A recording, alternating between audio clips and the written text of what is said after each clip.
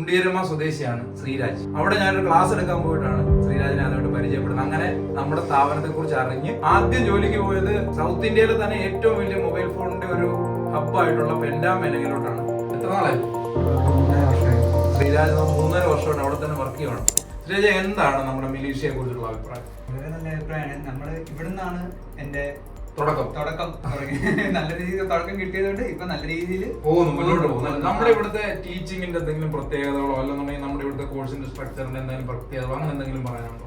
നമുക്ക് സാധാരണ നമുക്ക് ഫ്രണ്ട്ലി ആയിട്ടുള്ള രീതിയിലായതുകൊണ്ട് നമുക്ക് കൂടുതൽ കാര്യങ്ങൾ ചോദിച്ച് മനസ്സിലാക്കി സാറിന് നല്ല ട്രെയിനിങ്ങും കാര്യങ്ങളായതുകൊണ്ട് പിന്നെ നമുക്ക് പ്രാക്ടിക്കൽ ഫോണുകളൊക്കെ ഉപയോഗിച്ച് ഇവിടുന്ന് പഠിച്ചോ?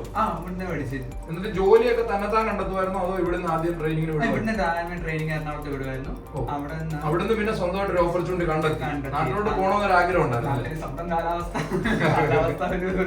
ഈ മേഖലയെ കുറിച്ചിട്ട് എന്താണ് അഭിപ്രായം? വളരെ നല്ല മേഖലയാണ്. ഇപ്പം പുതിയ കടന്നു വരുന്ന ആൾക്കാർക്കാണെങ്കിലും ഇനിയും സ്കോപ്പും കാര്യങ്ങളും എല്ലാം ഉണ്ട്. ഇനിയിപ്പോ മുന്നോട്ടുള്ള പ്ലാൻ ഒക്കെ എന്താണ്? പുതിയ പ്ലാൻ സ്വന്തമായിട്ട് ഷോപ്പ് കൊടുക്കണമെന്നാണ് ഒരു ആഗ്രഹം. ഒരു 3 വർഷം എക്സ്പീരിയൻസ് എന്നൊക്കെ പറയുമ്പോൾ നല്ലൊരു ടൈമാണ്. എന്തായാലും സന്തോഷമായിട്ട് പോകുന്നു. നല്ലൊരു മേഖലയാണ്. പുതിയതായിട്ട് കടന്നു വരുന്നവർക്ക് തീർച്ചയായിട്ടും വിജയിക്കാൻ പറ്റും. ആണല്ലേ? എന്തായാലും മുന്നോട്ടുള്ള എല്ലാ കാര്യങ്ങൾക്കും ആശംസകൾ.